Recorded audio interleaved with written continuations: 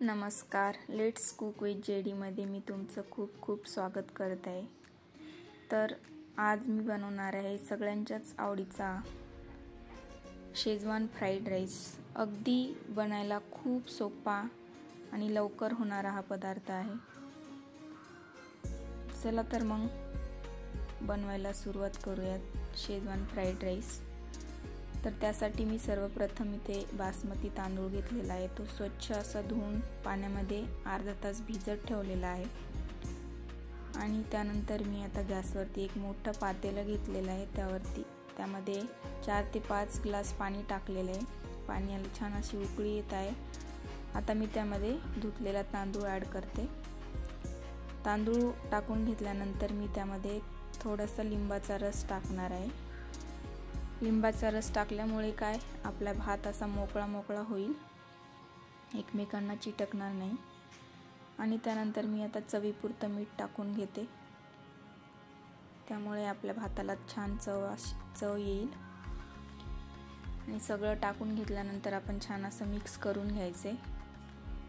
आणि medium to हाय फ्लेमवरतीच आपल्याला भात शिजवून घ्यायचा आहे. त्यामुळे काय होईल की आपला भात चिटकणार नाही. बघू शकता कशा प्रकारे छान असा भात आपला शिजतोय. 50% भात शिजलेला आहे. अजून थोडा वेळ आपल्याला शिजवून घ्यायचा आहे. 80 ते 90% आपल्याला भात शिजवून घ्यायचा आहे, त्यापेक्षा जास्त नाही शिजवायचा. छान असा आपला भात शिजत आलेला आहे आता. तर आता आपण काढून घेणार आहोत.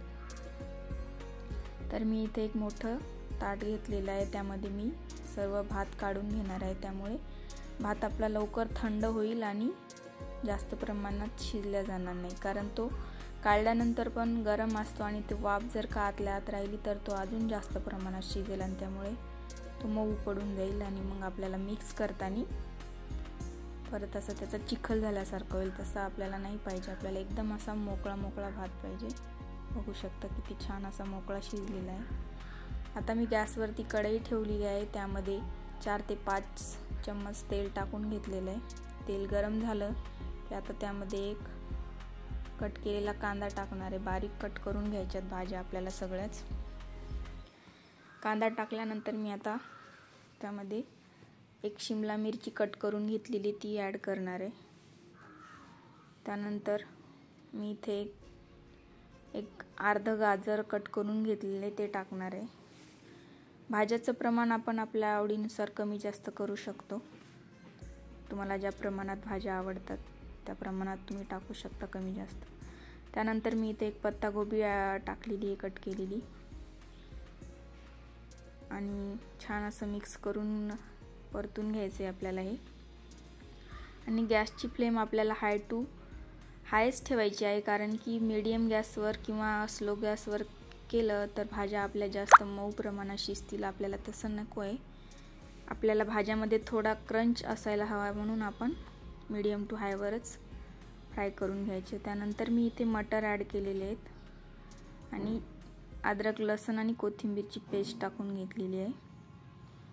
आणि छान असं मिक्स करून घ्यायचे. खूप जास्त प्रमाणात नाही शिजवायच्या आपल्याला भाज्या. त्यानंतर मी आता इथे व्हिनेगर टाकणार आहे. 1 चम्मच व्हिनेगर टाकून घेणार आहे. 1 चम्मच व्हिनेगर. त्यानंतर 2 चम्मच मी इथे सोया सॉस टाकून घेणार आहे.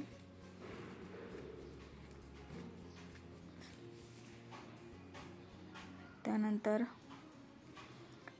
छान असं मिक्स करून घ्यायचं आहे आपल्याला सगळं एकत्र. आता मी इथे शेजवान सॉस टाकून घेणार आहे.